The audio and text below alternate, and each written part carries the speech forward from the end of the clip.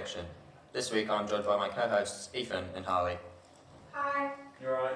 And my special guest, Jack. Alright.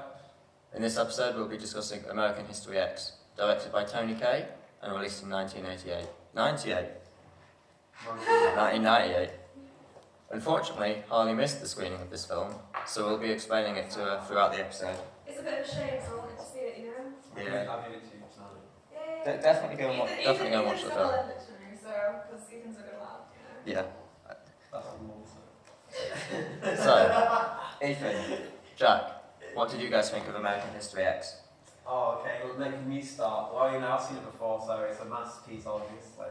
And I think we should just get Jack Laver's opinion, because Jack Laver went from not wanting to watch the film at all to getting blown away. Yeah, I'm not a fan of these type of films normally, because I heard it was sad. I heard there was a sad ending, and there was a bit of... I heard about a curb stomp scene, I didn't see. But no, when I watched it, I actually really enjoyed it. I thought it was actually really inspirational. Like, Surprising. yeah, like some of the stuff they used was generally amazing. Like the use of black and white. Oh, Yeah. I would agree with the use of black and white. I think it was so tasteful and done well. It wasn't overused, it was used when it had to be used to show its point. It just looked amazing as well. Yeah. It looked cool, but like it showed that the black and white was in the past, and you know that was at the time where they only saw colour in different people. Well, funny enough you say that, because then when you flash back to them as little kids on Venice Beach, it is in colour. So, you know, it just goes to show when they were kids, you know, they saw colour, but it was not in a harsh way. It wasn't a black or white situation, it was the whole spectrum of colours, you know. So, you know, they still had that childlike wonder and innocence about them, where they didn't know that racism and race was a huge thing. But they hadn't yet been tainted by this, by these ideals, these Nazi ideals. Yeah, and they were running around on the beach showing they were free at that time. Yeah. You know, they had the whole world to themselves, hypothetically. And, you know, now when you look at the black and white, it's just...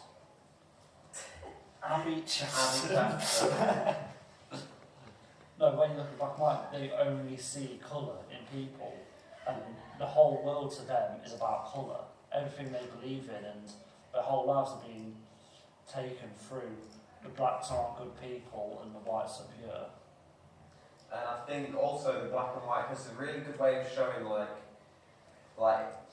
I think everyone can agree this, even though we don't agree with his political views, but in some shots of Ed Norton's character Derek, he just looked so powerful and just cool. Like when he had his arms outstretched, even though he's a horrible Nazi, like the music played was like evangelical, like he looked like just an absolute just like monster, and you were just like, this guy looks so cool. And that's probably it's from his little brother Danny's perspective, so he probably looks up to this man and he's like, he's so cool, and he even calls him father at some points, just to reinforce the fact that he just looks up to his brother. I've never seen a film that can make someone with a massive Nazi tattoo on their chest look cool, but they managed to do that, and I don't understand why and how they did that. But when you actually seen the person who actually acted, what's his name? What, the main dude? Yeah. Edward Norton. You see him in Fight Club months beforehand, so skinny and scrawny. Yeah, little skinny dude, yeah. And then looking at them is unreal.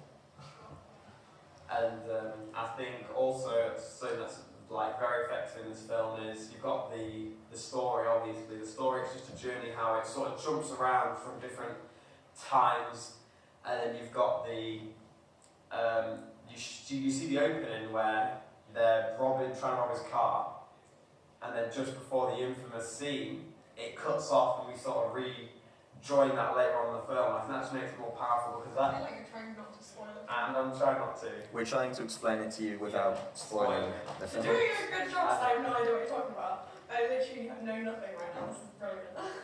I would run you through the storyline, but I don't want to ruin it for you, spoil so... it. I want to, hear about it. The only way you're going to understand But this is to I go out and watch watch it, the film. I watch Yeah. it. That's the point. Well, the curb stomp scene is just infamous. The cringe, you can just hear everyone just look away and be like, It's the fact that you don't actually see anything though. Like there's no horrific violence. It's all like implied, and that's just a really good filmmaking technique, implying violence without showing it. Yeah. And I think the performances by everyone was amazing. Obviously, Edward Norton is the standout. My God, isn't Edward Norton just a brilliant actor? Of course, you might know from Fight Club, maybe some Wes Anderson movies. He was in Birdman, and he was also in The Incredible Hulk as well. Moonrise Kingdom, Abby Chatterton keeps saying to me, where Bill Murray throw a shoe at him? Yeah, he's not okay. Yeah, he's such a good actor. In this movie, he just like perfectly embodies like he's such a horrible person, but he's so charismatic that at times like this is gonna sound bad, but like you sort of root like when he's in prison, you see him suffering, you sort of like feel bad for him. You know, like when you see him get in prison and he's like gets raped, you feel really bad for him. But then it's like he's a horrible Nazi. What about the basketball scene? Oh, The blacks beating the whites. Did you find yourself rooting it was for just. whites? I think it's just like the film was just like tricked us, because in every other sense it was a conventional sports scene where they played the inspirational music and they were like yay and they were all high-fiving and hugging each other. You forget that they're just horrible people. Exactly. And then you they're kind like, of root for them. and it's like the bits, there's like little snippets of them shouting like get off this court and saying all these horrible swear words, but then it's like you just sort of forget about it because it's just like, oh, it's a family coming together, but then like in the back, then you realise like, oh my God, what am I even doing? These people are the horrible people. I think the film's really good at putting you in their position, or because it's like you're, as an audience, you're growing up with them, and you kind of throughout the film you get the reasons behind why they are who they are, and I think that's why you kind of root for them, because it's really bad because you don't agree with them, but as an audience you're there going, okay, I can see why they've become like this, and it kind of starts making sense to you, and in a way the film puts you in their place, and yeah. And I think it does that best in those really like pinnacle moments where it changed them as a person. Obviously, the rape scene in prison. As much as some people would like to say that they're desensitised about that, my God, isn't that just a horrible scene on every layer? Because you have it on the surface where it is a horrible, sexual assault, rape on someone. Then you've also got like a betrayal of trust. Like they're meant to be his group. Like he said, in prison everyone has the gangs, and that's his gang. They're his friends, and just the way they turned on him like that almost instantly because he stood for what he believed in, even though it's a bad belief. They all turned on him, and in the end, he ended up having no friends. Just that scene where he's crying, and it's like you have to ask yourself, has anything you've done in your life actually improved it? And he just starts crying, and that's just such a powerful scene in the movie. Yeah, and you do see this terrible guy, in a way, turn good at the end. You see him go through this journey where he starts to realise, especially when he meets his black friend, where he's in prison working with him, and you do see him kind of realise, well, they're not actually that bad after all. And yeah, I'd like to say something about this journey you mentioned. Like, I think in the scenes where he's with, I've forgotten the name of the character, but the black character, in prison, and it's the way that they're sorting white sheets. So to me, I don't know why, I know this is just my weird brain, but it's like a metaphor of him being sorted, like, I don't know, because that's when the main change in his character happens, when he's with his friend in prison sorting out the white sheets, and they're putting them into like categories. And something about that to me, it's like, it must have been intentional, right? Just the character, like categorization of these sheets into mediums, and it's just, I don't know, I can't fully explain it, but they use so many metaphors in this film, is ridiculous. I bet there's so much we haven't noticed. Like, you've got to watch it about 5 times to realise and notice these different things. Like that, I didn't even realise that. The stuff I realised was the use of black and white, the beach scene, and then there's a few others scattered around. I think there's lots of like small metaphors that could mean nothing, that could be implied and could be seen by the viewers as something that links into this story. And I think that's what's so good about the film. Like all these audience members can like kind of make their own story and metaphors from it. My favourite one is in the scene where he's getting arrested for, killing the black robbers. He's got his arms outstretched, and on the signpost in the background it just says "Right turns only," because all the right is Hitler. And it's one of those movies where it's a lot like Fight Club, where every time you watch it, you spot something new. And I think when Josh says about how the audience sort of create their own narrative in their head of what they pick up on, I think the ending does that so perfectly. Harley, cover your ears. Okay, she covered her ears. So, everyone saw the ending. Oh, I can't hear it still. Okay, go outside. I go outside. I don't want the ending spoiled. Don't spoil it. Alright. Wait for me to come back in. The thing is with the ending that, like, you told me that it was a sad ending, and yet I But still you was still had shocked. the impact. And Yeah. would you say that the ending is the thing of the film that changed for you, that made you think, actually, I like this film, like this is a good film, or was it just the film in It general? added to it in a Yeah. way. It made it more kind of special in a way. But, Ethan told me it was a sad ending, didn't tell me what happened, but yet I was still shocked at what happened. Even though you saw that the car scene where he drives past and you're thinking, right, is something going to happen to the main character? And all of a sudden, his son gets shot out of nowhere.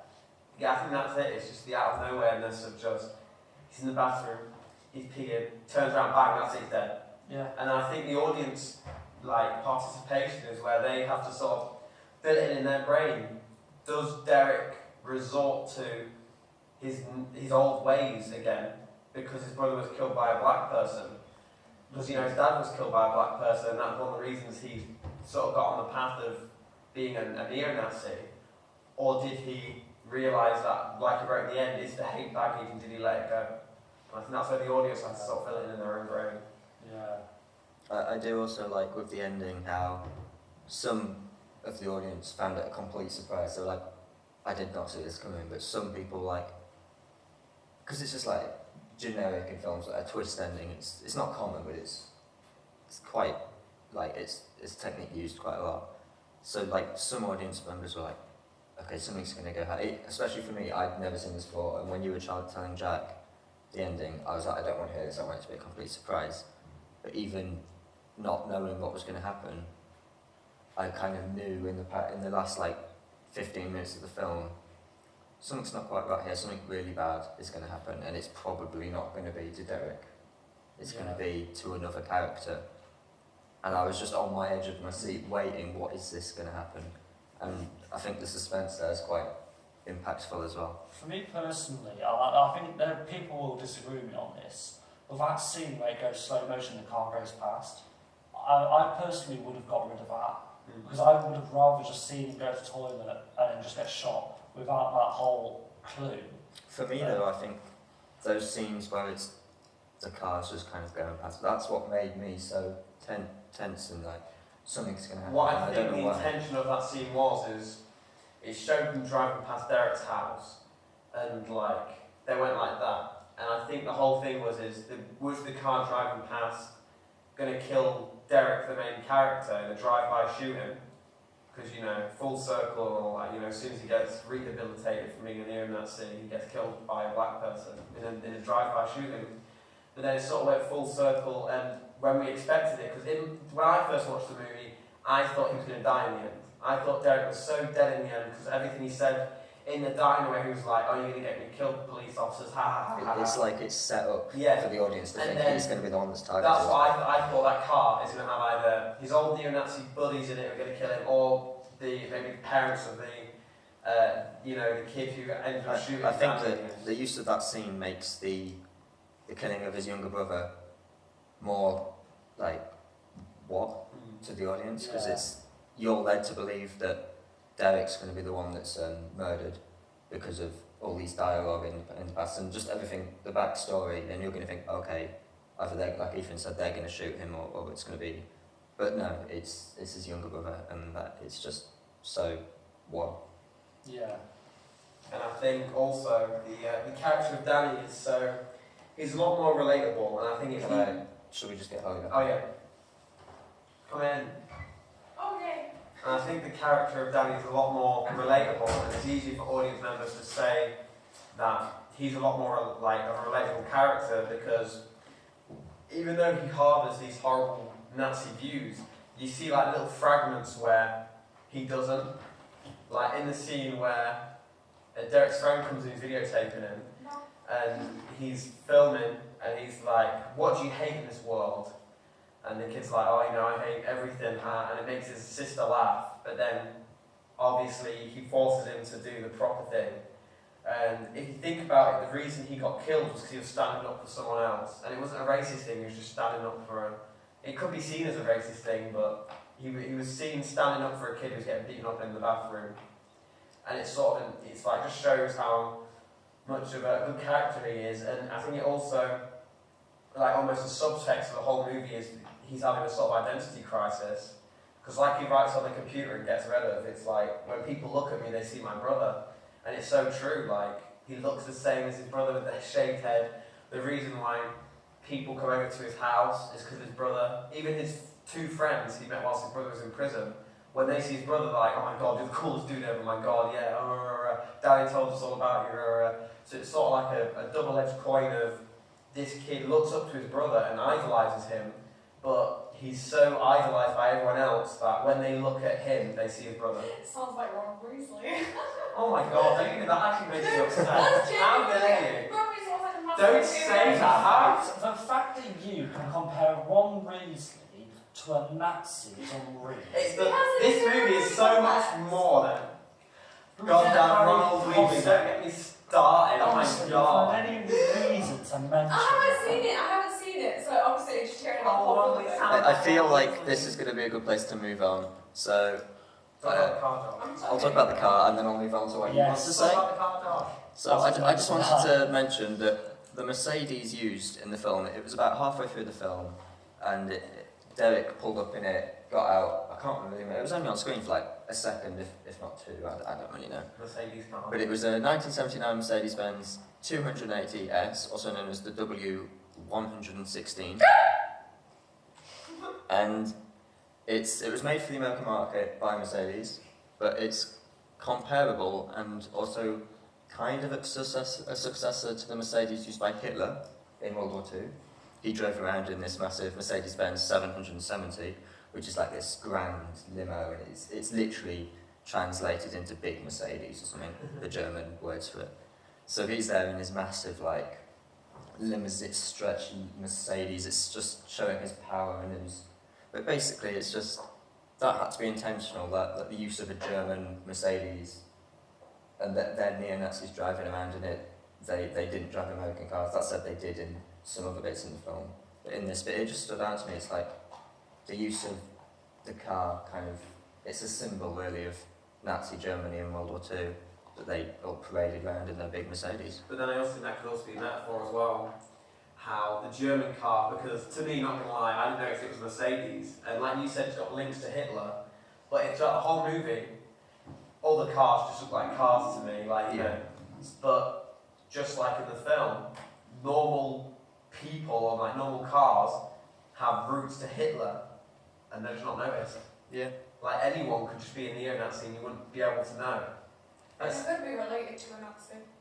Could be. I don't know if I am. I think for the car thing, it's just something I picked out because I'm like into that, but I don't think it's that significant, but it's just something that to me just kind of made a bit of sense. But anyway, should we move on to what you really have a thing for this film? Well, yeah. And your So- thoughts on it? None of these things are going to spoil it, right? No, So we've far, kind of gone past the spoiler stage now. Okay. This is This is more like the pre and Yeah. post outcry of the movie. So, director Tony Kaye, British filmmaker. The British filmmaker. who came over to Los Angeles and was like, "I'm going to be a great filmmaker." I think he did some commercial videos as well. Nothing really huge like a film. And he obviously went and was like, "Listen, I'm a director, give me some movies." And New Line, the maker of this film, got in touch with him and sent him the script, which he thought was deeply flawed. Then the studio also said, we want Edward Norton to play the main character, and Tony Kaye thought that Edward Norton, this is a direct quote, didn't have the weight or presence for the role as Derek Vineyard. However, Tony, he did like casting calls for other actors, but he couldn't find anyone as good as Edward. And he also knew that because Edward Norton was a very hands-on actor, that's almost like having another writer to the script. Like Edward Norton liked to get involved in everything he did. So, this is what Tony Kaye said about the film shoot, and I think it was an interview with The Guardian in 2002. He said, "The shoot went smoothly. That much is evident from the parts of the picture that work. It was the end game that I wasn't savvy enough to win. That was when everything fell apart, including me. The first screening of my cut had been a success. Then the studio gave me pages and pages of notes, and as did Norton. Let's just say that I was not what you'd call user-friendly. I understand now that when someone offers advice, you should flower up and throw a prima donna hissy fit. Better to come up with answers to their questions or to lie and say you'll give it some thought." I couldn't grasp that. Their first reaction after I bawled them out was to ban me from the cutting room. Eventually they let me in, and I worked with them on re-edits for a year. In that time I found a whole new film that they never allowed me to finish. At one point they even let Norton work on the editing. I was so staggered by what he was doing to my film, and by the fact New Line approved, that I punched a wall and broke my hand. So basically, he was just being a bit of a diva himself. They came back with notes for his cut and he got upset. So they banned him from the editing room and let Edward Norton do it. And because he was getting so upset and frustrated with what the production company in Norton was doing to his movie, that he punched the wall and broke his hand. And they would have fights on set, but because Norton was so well articulated, it would always make the director just seem like just wrong. So that obviously led to a lot of like frustration. And then when it came down to it, they released it, but they released the cut Edward Norton did instead of Tony Kaye's cut. Now, Tony Kaye's cut, he said it was about 96 minutes, and he said it was a diamond, perfect diamond, but he described Edward Norton's cut of the movie, the one we watched, as the movie they put out was crammed with shots of everyone crying in each other's arms, and of course Norton had generously given himself more screen time. So obviously in Tony Kaye's version there was less emotion and crying and stuff and just what needed to be done, but Norton obviously crammed all those in. And he tried to disown the film and put his name as Humpty Dumpty in the credits, but you can't discredit film and change your name in the credits. So in the end he went a bit crazy, and he was in Canada, he was in France, and they told him that American History X is going to be put on at the Toronto Film Festival. So he immediately got on a plane, flew to Toronto, went to the organisers and said, "I'm disappointed with this film, don't show it. I'm the director, so you can't." And so the film didn't get shown at the Toronto Film Fest because of him. And he was a bit of a crazy guy because he hired a rabbi, a priest and a monk to go with him into a meeting with New Line Cinema and like talk to them about the movie, because he thought maybe they would have some divine intervention and God would help out with the movie. My God. So my question to you guys is, do you think that the shorter version would have been as effective as the longer version without all like the emotional bits in the film? God no. I think removing the emotion in it, I haven't seen this film, but I think removing the emotion in any film just takes away from it in a way. Like you need that to For the kind of audience. highlight the really dark, gritty bits of this film. Without the emotion, it was like you won't get like how he's affecting his family in this film. It just wouldn't come across, would it? You wouldn't have that personal relationship with them if you didn't see the emotion they were going through. And if you just saw the bad side of them, you know, we wouldn't feel bad for them at all, and you know, the effect would be taken away from us. Yeah, I'd agree. I think, you know, I'm kind of glad that the longer cut was shown, and that's what Yeah, went to definitely a reason production. why the long cut was shown, because like as much as it's a long movie, I think you sort of need the journey. Like what we spoke about is like the journey of the film and how you see him grow up over time, and you see all these characters change. Yeah. All these characters have like big arcs and everything. But then it's just in 96 minutes, I don't know what they would have cut out because everything just seems so important. But then could that be a case of after seeing that film, that's what you are used to, and a different cut wouldn't make any You've sense seen to it you more times before as well. because that's kind of I have seen it more times, but then I think, imagine the film with the dinner table scene with the Jewish teacher. I think that's so important because it just shows how much it destroyed the family, and it also justifies the start where the principal's like, "You've picked on this student again, I think I know why." And he's like, "Oh, well, I dated his mother, but that's nothing." And he's like, "Yeah, really." I think everything in the film that's needed is justified just so we can get that feeling. Like, maybe some of the best parts of the movie would have been cut out completely. I would agree with you. I think that the film as it is probably the best cut of the film, and just the fact that it's been like that's the one that made it to production kind of makes sense in a way. I think by the time we do the next Pulp Fiction, I will have seen this film, so I'll put a word in then. I'll mention something. Okay. It's Pulp Fiction for you. That dinner scene was done so well. I felt so uncomfortable watching it, and you know, I felt really nervous for the teacher that he was going to get his head kicked in or something, because you know, I felt really bad for him that he was in this situation. He seemed so helpless. He was such a normal guy, and it kind of felt like he didn't know he was really around. And you know, it was just so uncomfortable seeing everything, seeing his family fall apart, and then seeing him outside. It just shows how much power that the two sons have over this family.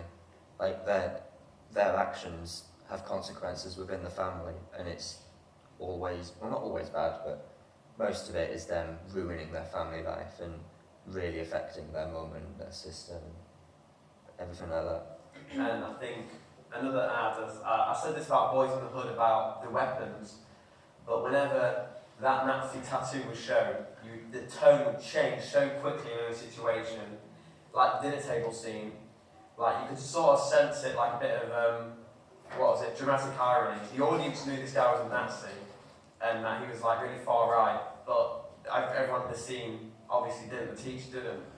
So when they're arguing, and like he grabs his sister's hair, she runs off, and he takes off his shirt, and you see that big swastika and all the Nazi tattoos up his arm, you just sort of feel just this shift, and everyone's like, also in the prison, when he's like, sometimes got to put up a flag and hope someone sees it, you know, and he goes into the middle of the yard, and everyone's looking at him, and as soon as he takes his shirt off and shows the swastika on his chest, you just get the reaction shot of all the gangs being like, you know, That's all gone. yeah, exactly. Look, and then you've got the other gangs like the black gang looking like really suspicious and scared because he's obviously this neo-Nazi.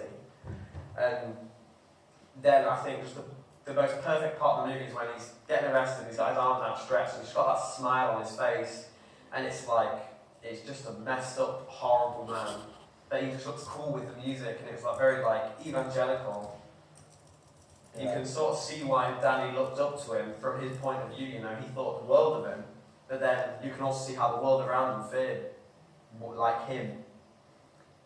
There's one scene in the film where the use of the tattoo is different, and it's towards the end. It's after his character's gone through this change, and he's come back out of prison a changed man, and it's like he looks at himself in the mirror, and it just kind of hones in on his tattoo.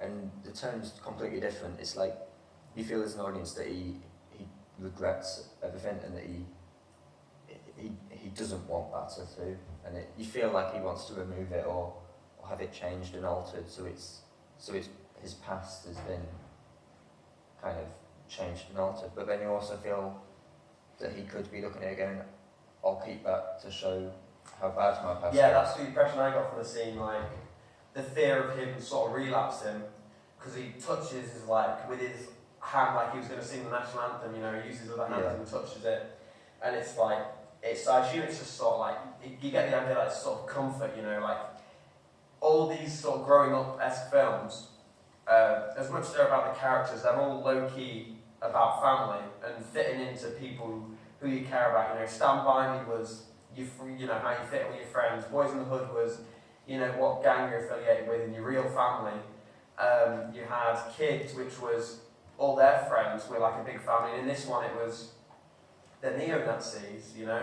Like that tattoo must have felt like just closure to them. Like he lost his dad and he had Cameron, the guy in charge of all the neo-Nazi operations, so in that scene where he's just like gently touched it and looks in the mirror, he's like, do I have to really throw it all, you know, why do I have to throw it all away when I could just have had everything I had before? But then I think he sort of overcomes that and realises it's hate. Yeah.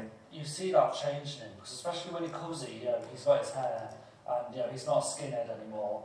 He's completely different. You know, he's not a Nazi anymore, and you just see this completely different character who seems like such a normal guy, but he doesn't have that tattoo. And you know, you don't see the Nazi anymore. You don't see that skinhead. But I think that can go two ways. It can also show that any normal guy could be harbouring these kind of secret idealistic views, and it's really like powerful how anybody could go into that situation and start acquiring these views and become like that. The position of his body as well is hidden completely if you wear a shirt.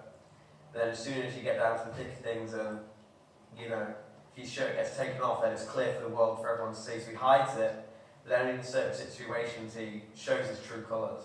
Yeah. And also if we talk about that, the raid on the supermarket, I know it might be going on a little bit longer than the rest of the episode, but it's fine. The raid on the supermarket was just so horrible when I was just being racist and like just breaking everything and beating people off. Seeing the woman laid out on the counter and they're shoving these things down her throat is horrible. And then seeing, you know, the glass get smashed and this old man kind of getting his head absolutely bashed in and, you know, thrown onto like brick walls, and it was horrible to watch. It just shows how like animalistic these people were and are. I think it just shows how cruel they can be. Oh, what a movie! I did love this movie, not gonna lie. Mental. So excited to watch it. You definitely need to go see it. I think it's on Amazon Prime. Or Yeah, I'm something gonna have like it on Amazon Prime. If it's not, I'll go to see it and buy it because I definitely want to watch it before next Conviction. Definitely watch it. After Christmas. Yeah. Oh god, we don't even know what our next podcast Stuart is, said do it's we? falling down. My God, what a movie! Falling down. Falling down. It's that one there. The guy wearing the suit with the shotgun and the briefcase next to Dr. Strangelove. That's I've It's- seen Nickelback parody on the music video. It's class. It's honestly like one of It's those. not boring as nuts. It's one of those. I've Foo seen Fighters, not Nickelback, It's Foo Foo Fighters. Fighters. I am I've seen so sorry. some of that film. I've seen a lot, so I'm really excited to see how it ends because I just love it. Oh, I did the beginning scene in the cars in the traffic. That's it. it's a journey. It's certainly a journey. If that's a film, my God. Okay. I think on that note we should end it. Yeah, So thank you, Ethan, Harley and Jack. Special thanks Thanks for having me. to Abby Chasterton's Hiccups and Corey Allen. As you Just did. it. So join us next time for Falling Down.